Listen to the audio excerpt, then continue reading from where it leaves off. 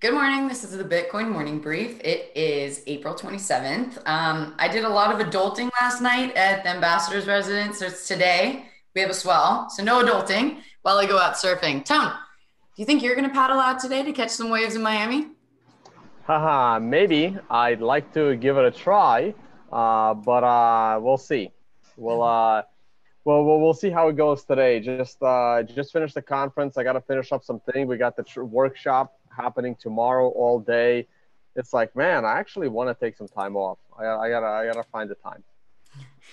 Yeah, definitely. Jimmy, I how's will your hit day? I will hit the pool right behind me though. That will probably happen right after the show. Okay, that does not substitute for like surfing because that paddling out. I was telling Leah like is just so awful. I the only time I did it, I lost my will to live towards the end, and the 30 seconds on a board on the way back just did not make up for it for me. But Jimmy, tell me what you did do, which I could never do. Well, I don't. What code or something? I'm not sure what you're talking about. The Polar Bear Club stuff. Oh, yeah, yeah. I mean, I got into Wim Hof many years ago with when Alan Rayner told me about it. If you haven't done like consistent cold showers and like gone into a cold lake or whatever, that's the thing for you. It's hard to kind of do that in Texas, but it's if you're interested, go check that stuff out. It's kind of amazing how many Bitcoiners are into sort of like these alternative things that not a lot of people won't know about. Wim Hof is one of them. Well, Tone is an expert on climate change, Apparently. which a lot of people love to talk about. So maybe he'll talk about potentially Austin getting some snow caps soon, so we could get some videos of that. Yeah, Kind of yeah, just promote you on that. yeah, we will. Probably, yeah. You won't have to go far Polar Bear Club in the near future, trust me. Why is that? Planet is getting colder. It is. We'll do a podcast on that in the future. I just want to talk Bitcoin, guys. Come on. Let's do it. All right, it's Friday. Thanks for indulging. All right. Or price. So CBOE saw its highest ever Bitcoin futures volume yesterday. Right. So CBOE said that it's the highest ever volume for the futures since it first debuted all the way back in December. And the CBOE Options Institute senior instructor, Kevin Davitt, said specifically that the average daily volume ADV runs about 6,600 in XBT Bitcoin futures. But yesterday's volume alone was nearly 3 times ADV. Tone, seems like we're getting growing interest in institutional trading. Maybe. It's you see, futures volume is very, very tricky because futures are meant to be actively traded. So it's great that I had tripled the volume. What actually matters when it comes to the futures markets is open interest. So if you want to open up that other link I sent you, Leah. Right. Yep. So you can see right there the CBOE Bitcoin futures, like the third line down, second line down in the futures department. Yep, right there. Nope, too far. Yep, that there, the 6,700, right? So that's the trading volume is 6,700. Look at the open interest and then look at the change in open interest. It's only 75. So here's what that tells you, that after 6,700 futures contracts got traded back and forth, only 75 are being held in addition into the following day. So which is nothing, which is 75 Bitcoin, because in CBOE, one futures contract equals 1 Bitcoin. So basically, at the end of the day, after all this trading, only an extra 75 Bitcoin is being held into the following day. So again, this is where people get mesmerized by these headlines where the underlying reality is very different. So the open interest right there you see is 5,723. And that looks like open interest across all of their expirations. So only under 6,000 Bitcoin is being held into the next day, which actually makes sense because who the hell would want to hold a futures contract into the next day because the damn thing is closed, like for multiple hours at a time. So these are just the hedgers. So look, guys, the volume and trading on these on Wall Street is so tiny, it's honestly irrelevant. But the headlines are cool. If that's what you like to read, yeah. Ten, you also said that you wanted me to bring this one up. Do you want to speak to it? Oh no, that just shows you that the spec. It shows you the hours being traded, and also I needed to double check how many Bitcoins are in one futures contract on the CBOE, and it's 1 Bitcoin per contract. It's right there, contract multiplier. The contract is for 1 Bitcoin. The CME contract is actually for 5 Bitcoin. So whatever open interest you see on the CME side, remember you have to multiply that by 5 because each contract is 5 times bigger than the CBOE contract. Right, and to note here that they're based on the Gemini auction price for Bitcoin in United States dollars. Jimmy, so just as a background for everybody, right, like open interest really, and Tom, tell me if I'm wrong on this one, but a way of telling what the flow is in terms of interest. So as open interest grows, it shows that there are more and more participants on both sides of the market, though, positive, which is necessary for a liquid market. So just talking, briefly about this article, Jimmy, what are you seeing? Are you excited by the growing volumes? Trading activity? I don't really care about this. I mean, I think futures tend to, they're kind of a zero-sum game more or less, and it's a derivative, not the underlying. I imagine most people, maybe there's a few institutions that can't trade Bitcoin or gather or whatever, so they're hedging with these futures. But it seems like a very tiny minority. I don't see. I don't know. Unless the volumes go up much more, I don't think this really matters that much. Yeah, interesting. Tone, unless you have one last comment on CBOE moving to BBVA. Great. Okay, so BBVA issues 91 million loan using 2 blockchains. So it says in the article that BBVA has completed its pilot, though, the 91 million, which is a corporate loan, and the system used for the trial is based on both a private digital ledger and a public Ethereum blockchain. So, and background, BBVA is massive, right? Traded on both the Bolsa de Madrid and also on the New York Stock Exchange. So, to me, this story says they tried it. They said that it worked. They're satisfied with it. They have confidence in it. We're, working moving forward, and it could be used on the next loans that the bank wants to do. Jimmy, this seems to be another indication that certain blockchain tech projects will actually be adopted rather than just people talking about it, and could possibly be useful. What do you think? I think this is complete hype. Most likely they had a team that was working on something related to blockchain for like the last 2 years, and they needed to show something.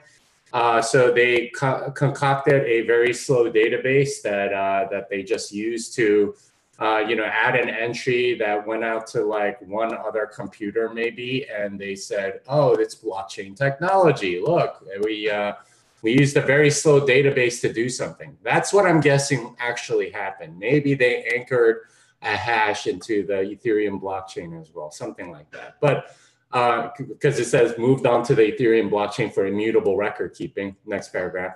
Yep. That's more or less what it means is we put a hash into the block, the Ethereum or something like that. And that means that it's anchored. There are tons of other services that can do it for a lot better granularity and for a lot cheaper. VeriSign has a signed timestamping service. You already sort of trust VeriSign if you go onto any website, including the one you're on right now. That little green secure symbol in the upper left corner next to your URL is probably secured by VeriSign countersigning the SSL certificate. So, I mean, this is mostly just sort of, hey, we're actually doing something. It's probably the culmination of 2 years of work or something like that from people that had no idea what blockchain was, probably still do not know what blockchain is. and they're just sort of justifying their salaries and existence at a large bank by doing this. That's my guess. Hey, Don, at what point Yeah. would you become a believer in blockchain success?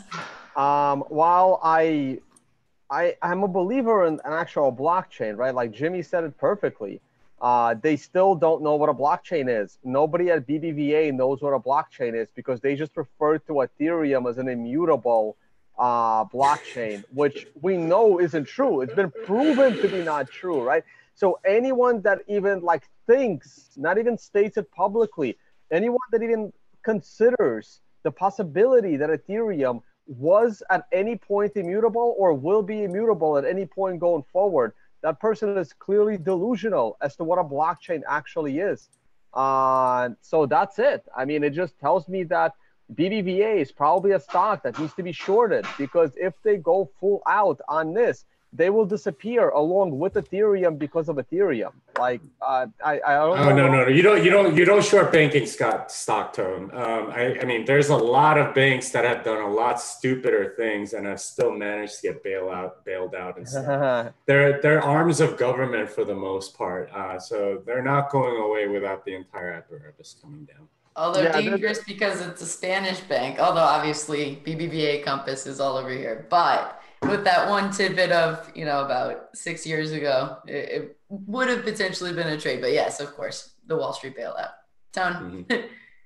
I mean, that's it. I mean, I think we've explained Ethereum enough on this show. I can't believe people actually think that this walking disaster is actually going to bring something in the future. And it's amazing how they just explain how they did everything twice on 2 blockchains they probably didn't need to, and somehow they think this is going to be easier going forward. I think we lost Tone. Yeah. There's like the next time one of their contracts is actually hacked. And also, no one at that bank is going to be stupid enough to put all of their records onto a. Yeah, there's Tone going away, but I know what he's going to say. It's BBVA bad, Ethereum bad. I mean, I think we all know because this is the same old story. Like a lot of these companies explore blockchain technology, and then years later they realize, okay, oh crap, there's nothing. We got to save face. They put out a press release like this. I guarantee you they won't do anything with it. Maybe they'll do some sort of IT infrastructure, which nominally has the name blockchain in it, but in reality is just like a database. It's much faster and just using like Postgres or something instead of a very slow and expensive and like highly redundant database like a blockchain. Done, you're back on. Jimmy, vision state then, question for you before we move on. If you had to guess, in 5 years, will blockchain tech be adopted widely among these industries? I don't think so. It's too expensive for the stuff that they want. I mean, you do get some really good benefits, don't get me wrong. I mean, you have like sort of user ownability. You can't really change the blockchain without that user's permission and all these other things. But it's one of those things where if you violate any one of a bunch of rules, then you take away all of the benefits. So for example, if it's not backwards compatible, then it automatically just sort of becomes a centralized thing because, you're forcing people to upgrade in order to transact. And there's a lot of other things like that, which, adversarial, like if you're not thinking adversarially, if you made a mistake, you have to sort of live with it. Lots of things like that, which a lot of people don't really realize about like sort of working in this tech is that, we'll just have some sort of centralized thing. Like soon as you centralize anything, it's not really a blockchain anymore. It becomes a sole database. That's, I've said this before. I think, I don't really see institutional adoption of this stuff. They'll realize in a few years that really the only way they can sort of take advantage of it is sort of like what they kind of did here. You can anchor it in the Bitcoin blockchain a little bit. like 80 bytes at a time and then have some sort of an audit trail. You get some of the benefits of that by doing that, but that's about it. And I don't know. I don't really see this sort of enterprise blockchain stuff really going anywhere. It's I mean, if you've been in the enterprise sales space, you know that the enterprise salesmen will like pretty much make whatever you want. And if you tell them to build you a blockchain, they'll figure out a way to sort of incorporate it in the minimal way possible. So I don't know. That's what this seems like to me. It's not really anything. Tone, do you have a response to Jimmy's comments? No, not really. Like I said, we've talked about Ethereum enough. Nothing with Ethereum will never change. As far as will these banks use a blockchain in the future, it depends how you define blockchain. If they define it as a database with multiple administrators, then yes. But an immutable proof of work chain like Bitcoin, God, no. Yep, and correct to both your points as well. We've seen this story and talked about stories just like this numerous times, potentially ad nauseum.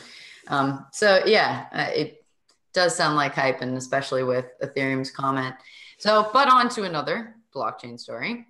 IBM reimagines proof of work for blockchain IoT. So IBM is seeking a patent, specifically a method for ensuring that a network of connected devices can securely execute blockchain-based smart contracts. Jimmy, it says in the second paragraph here that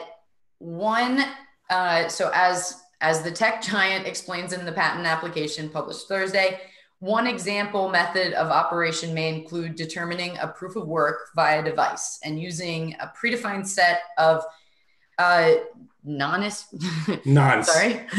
values. Okay, nonce values while determining the proof of work, storing the proof of work on a blockchain, and broadcasting the proof of work as a broadcast message. Does this sound to you like really a proof of work? Well, I'm not sure what a predefined set of nonce values actually means there. I mean, typically a nonce is used to sort of roll through a bunch of possible proofs of work and then see if any of them are actually it. If you have a predefined set, it's fairly limited. I mean, I guess you could have like a billion of them and then you can say, okay, well, this one's maybe the lowest or something like that. That can be a sort of proof of work. But well, no, that wouldn't work either because there's no way to check all of them without actually checking all of them. So I'm not sure. Maybe you just have to find one of those that's below a certain number. It seems kind of so. If you know anything about IBM and patents, they are like the most aggressive as far as sort of defending themselves by having a lot of patents. They like anybody in intellectual property, like any patent lawyer will tell you, IBM has a crap ton of patents, and that's what they do. This is how they defend themselves.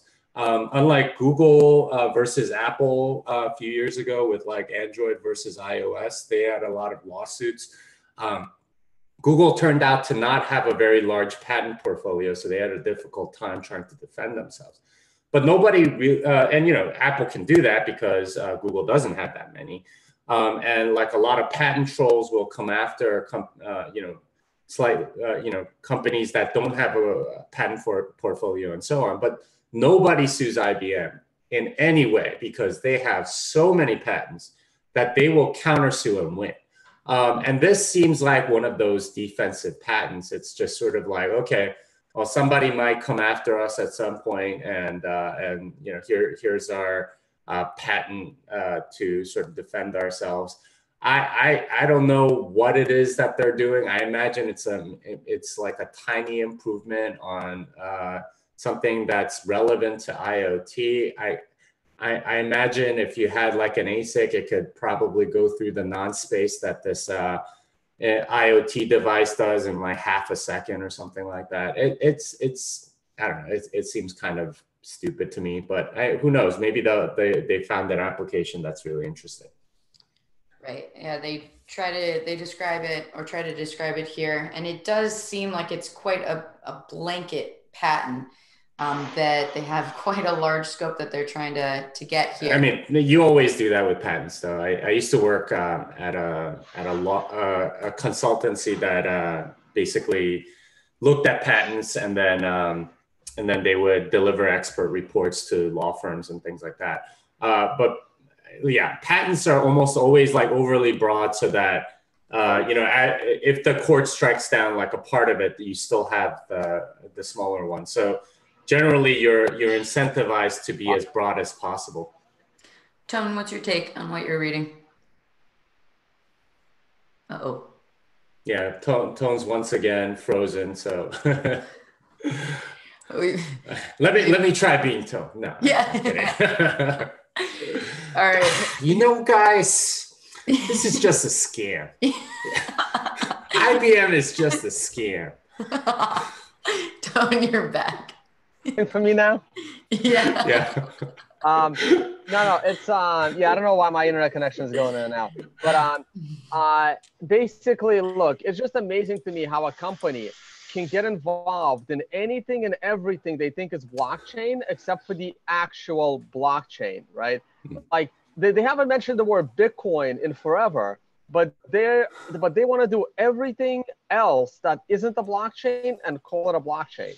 And I remember that IBM guy at the University of Texas telling you, Jimmy, that they've invented this thing called proof of time, and it's gonna, so much better than proof of work or proof of stake. And it's just like, oh my God, it's like what are you doing over there? It's absolutely amazing. Yeah, I mean, they're part of the, I guess, Ethereum, Enterprise Ethereum Foundation or something like that. And again, like a lot of these large corporations don't know what they're doing, right? They can't innovate. So they make these internal skunkworks projects that like sort of explore different technologies. And that's their answer for like innovation. Most of the time, they don't do anything. And they have to justify their own existence by putting out random reports or press releases or something like that. Right. I was just gonna say that. Look, I worked at a bank, right? Like I worked at Bear and JP Morgan. I actually like was pretty busy, but I would have loved to do like this like mental masturbation stuff over Ethereum and get paid for it. So like,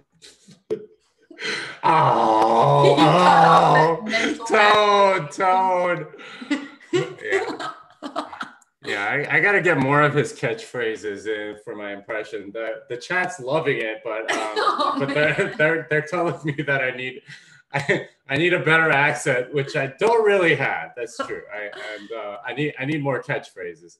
I will be very honest on this one. Tone's hand got stuck in an interesting position too. Tone, you're back. Mental masturbation. Is that where it ended? Oh my God. Yeah, look, I would have loved to like join one of these blockchain teams out of a big corporation and just sit around and watch.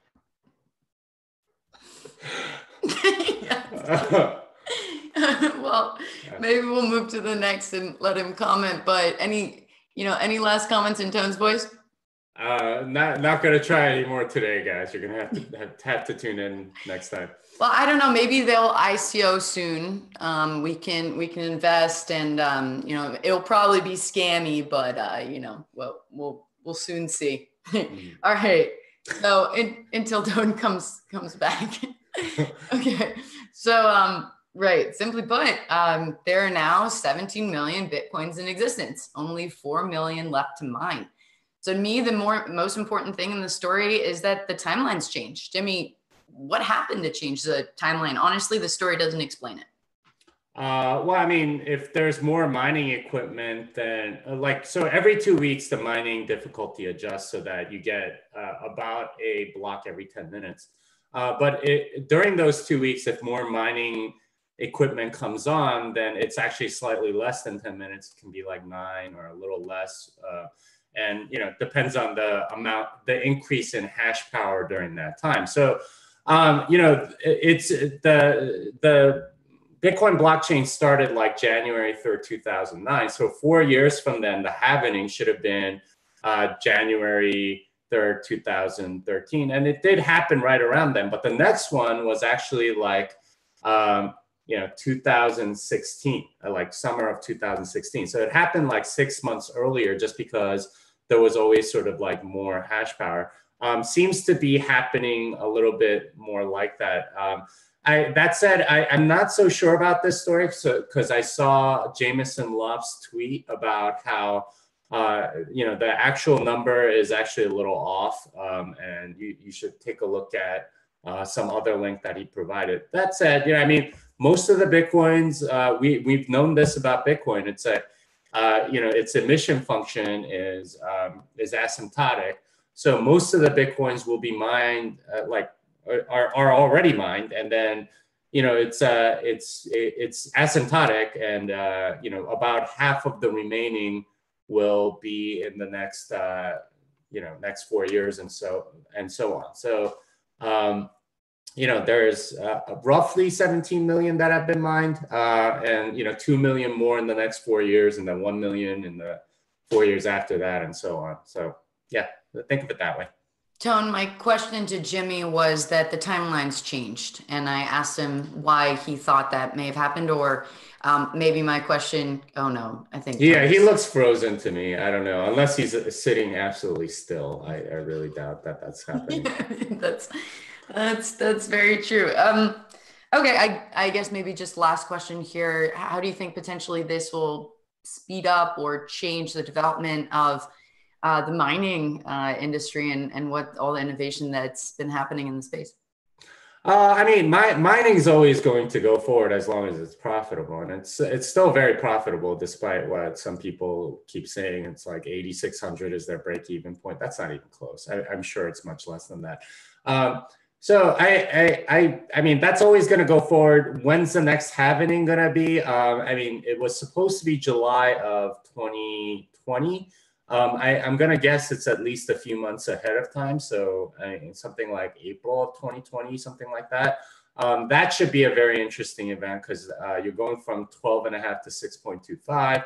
Obviously, that makes that makes it so that it's less profitable for miners. But oftentimes, what happens is that the price goes up to compensate, because each halvening sort of proves that Bitcoin is kind of getting more scarce, and nobody's like really changed the code or anything to allow more Bitcoins to come in. And also it's lasted longer. So, that's about the only thing I can think of that this will affect, is the halvening dates will just be a little bit closer. And given the amount of mining power that I think is going to come on in the next couple of years, it wouldn't be a shocker for it to come, even earlier than that. So, which is kind of crazy, because it's probably less than 2 years away, and we're halfway through. We're almost halfway through this sort of set of, the first half of this, 4-year period. So it'll be interesting. We'll see how that affects price and everything else. Yeah, one last question before we move to your weather report. Mm-hmm. Is that it's stated here by, who's this, Brandon Williams of crypto trading firm Cosima Capital. But he believes that specifically that this is going to create extra demand from institutional investors to increase and send prices higher. Do you think there's validity in this? I mean, I think there's validity in, a cap supply and increasing demand causing prices to be higher. I mean, that's more or less what this is saying, right? Like we know that Bitcoin is capped at 21 million, and pretty much everyone that learns about Bitcoin, that's usually their first point at which their mind is blown, is that, oh, there's a limited supply, I better go get some. And this is the major function of Bitcoin that makes the price go higher, is that it's a store of value. It's it's not about utility. That's about as stupid as saying Mickey Mantle card is good for decoration, and that's why it's worth $2 million. That's not how it works. There's a rarity to Bitcoin, and of course, if there's rarity, there tends to be sort of a lot of speculation around it. This is why New York taxi cab medallions were so costly for a long time, because there was a limited amount. It's interesting how Uber is affected that, because the rarity of that doesn't actually go down, but the perceived usefulness actually went down. So who knows? But yeah, these are all things that that are just basic economics. I'm not sure why it's like touted as some incredible insight here. Right. And Tone, we seem to have gotten you back. Is that? I think he's like jumping into the pool, maybe paddling out for some waves. I don't know if it's a wave pool. Yeah. Yeah. Give me 1 second. I wanna move over closer to maybe the router. Maybe I was a little far. Give me a minute here. Okay. So I got too many connected wires. Ah, I see. There you go. Yeah, I've seen Tone's setup. That thing is freaking crazy. It's got wires flowing everywhere. He's got like 2 headphones, 2 mics, webcam, tripod, his laptop, alternate screen, USB-C, power cords for everything. It's an insane setup. Give me a second. Last question for you. You ready? Sir? Yeah, I think so. All right. Just simply put, they're talking about how this is going to increase prices. And I don't know if we lost Tone there, but nope. No, he's just off screen. That's all. Yeah. Jimmy, I agree with you. And maybe it's just this story and this linchpin, right? Just being a reminder to everybody in the space and the investors of what Bitcoin is about. This is kind of funny with Tone. Sorry, it's hard to concentrate. So yeah, Tone, any last comment on either the story or that if you really do think that demand from institutional investors is going to increase in prices? I mean, to be honest, the fact that Bitcoin has this, $21 million finite supply of Bitcoin, I mean, it's a really awesome talking point. And it has some merit as far as Bitcoin's valuation go, because obviously something that is scarce will always have some kind of a premium on the fact that it's scarce. But I just want to explain to people that that isn't even close what gives Bitcoin its current valuation value. It's not the fact that Bitcoin will only have 21 million Bitcoin. Now, granted, if Bitcoin's inflation supply was exponential, obviously we're back to the traditional system. But if Bitcoin was created exponentially in terms of Bitcoin, but not in an exponential way, it would barely make any difference as far as its price valuation goes. Its valuation is based on the fact that it's unconfiscatable, the fact that it's censorship resistant, and the fact that it can be, for the first time in human history, both a store of value and a medium of exchange, because one of the two things has always failed. Whether it's fiat or gold, gold wasn't a very good medium of exchange, and fiat is clearly not a very good store of value. Bitcoin has a chance to do both. And the fact that it's capped at 21 million Bitcoin or 100 million Bitcoin or whatever else number Satoshi would have picked, or if Satoshi would have said, let's create 50 Bitcoin per block forever, it's infinitely inflationary, but at a decelerating rate.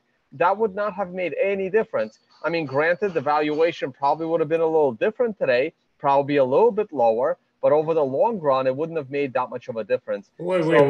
If it increased to infinity, I'm pretty sure that would have changed a lot of people's minds. I highly doubt it. I mean, Ethereum is increased to infinity. It doesn't seem to change anybody's mind on that value. Like it doesn't. Yeah. I mean, it doesn't for them because they're centralized and they can change it at any time. But for me with Bitcoin, I wouldn't have. Yeah, but Jimmy, tell me what's another 50 Bitcoin per block when we have 100 million Bitcoin out there? Rate. That's fair. That's fair enough. But I still it would have changed my thinking, and I think it would have changed a lot of people's thinking. I mean, it would have made it a little harder to hype Bitcoin up in the press in the early days. The gold comparison would have been much harder to make.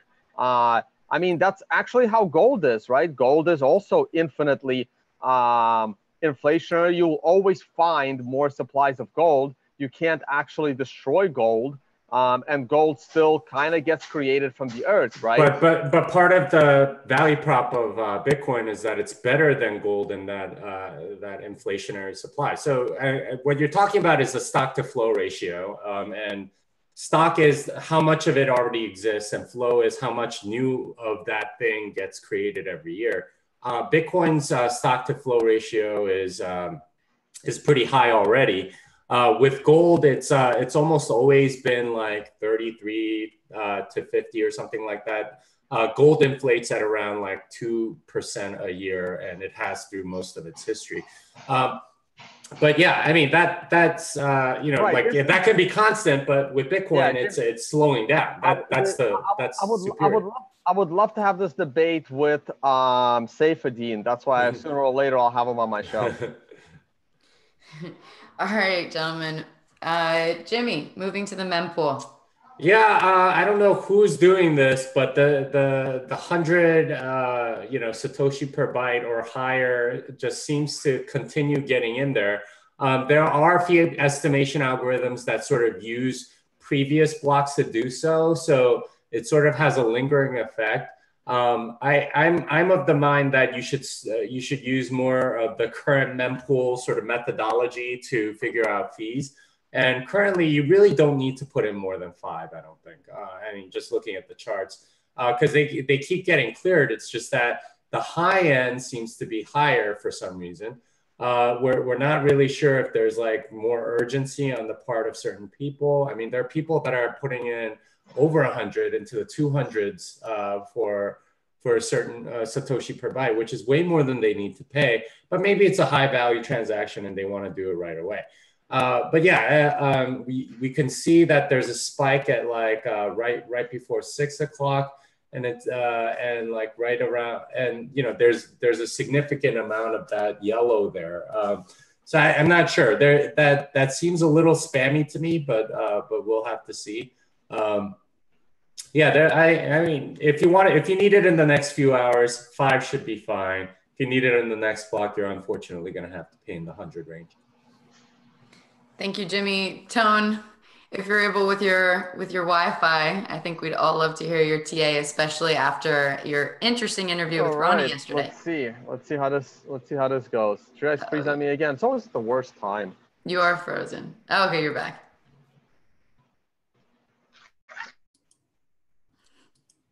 No, he's frozen again. Leah, you might have to do the technical analysis and imitate Tone. I think it's your turn. On my back. I've been streaming off my tethering like the whole week. Maybe my cell phone provider got really and cut me off for the time being. All right, here we go. Let's do screen share. Let's see how this goes. Yeah, no, I mean, Jimmy, it's a good debate. I'm not here. Infinite creation of currency. All right. Uh-oh. My back. Yes. My back. Yeah. Anyway, we'll save the economic debate for later. I know I'm in a room full of. It's ironic. People love the fact that Bitcoin is only 21 million, but then they also love Bitcoin. Like it's amazing to me how hypocrisy works in this space. Why would that be hypocritical? You love Bitcoin because it's got a 21 million cap. Right, but you also, but those that also love Litecoin alongside of Bitcoin, it's like they love inflation, yet they hate inflation at the same time. All right, wow, look at that. This current weekly candle was all the way at the bottom of its candle, and I said we have to wait and watch how this week ends, because we can rebound all the way up or we can rebound all the way down. We still have 2 more days to go. So we can still close near the top of this candle or near the bottom of this candle, right? We're kind of stuck right here at 9,200. I remain overall bearish because I remain thinking that we are in the middle of a downtrend. But it's possible for me to change my mind, but not yet. The weekly chart, however, those of you that like to trade to the bull side during bear markets, this indicator, like the moment two broke above 1, you broke the descending trend line on a weekly chart. Yes, there was a bullish trade to be made there. I would be cautious, but hey, those of you that are also trading technically using these metrics had a bullish trade there. Here's the daily chart. We had this huge bearish engulfing, which is not good. We then started trading below that candle, setting up a potential short trade. Now, keep in mind, if, according to the indicators, a trader took on a short trade at the worst possible time, your stop loss, according to traditional rules of stop losses, would be right here. That's where I would put it. I would put my stop loss there, and that's also where I expect the moving average crossover as the depth cross between the 128 and the and the other one, the 200-day. That's pretty much the stop loss. I know the same thing happened over here, right? So yes, there could be losing trades until eventually you get like 5 of these candles in a row. Because like I said, I still believe we are in a bear market. The base case scenario for the bull market is if we maybe go up one more time and then we fall hard into this crossover of approximately 7,600, the same dreaded 7,600 I've talked about for like 6 months now, and then bounce hard off of it, then I'll finally be bullish. But for now, you're still, trying to pick up pennies in front of a steamroller is, I think, what he wanted to say. Oh, what happened? Did I lose? Yeah. My back? Yes. My screen share back. Damn it. All right.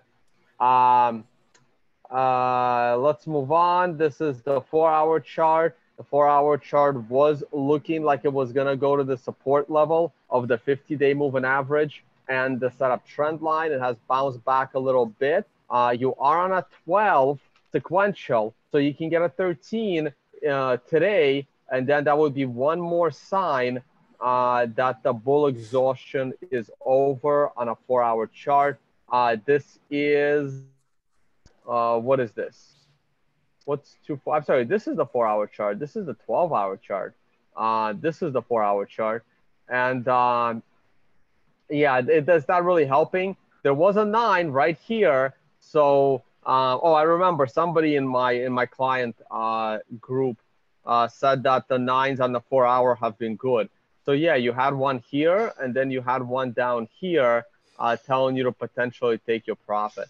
So that was kind of good. A glance at gold, nothing's going on. S&P is acting all weird. I know I got my trading that I'm going to get back to because this is my week of trading. And man, lots of crazy things are happening with in the traditional stock markets.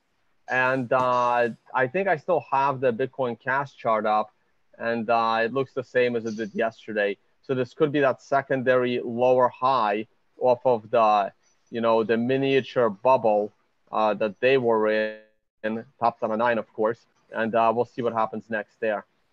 That's pretty much it. I mean, check me out on the Kaiser report. And so that was kind of cool. People are noticing that I didn't blink for like 30 minutes straight. It was just kind of funny. I got to watch it. I haven't rewatched it yet. And I was at the conference. I was at this conference, which has now ended.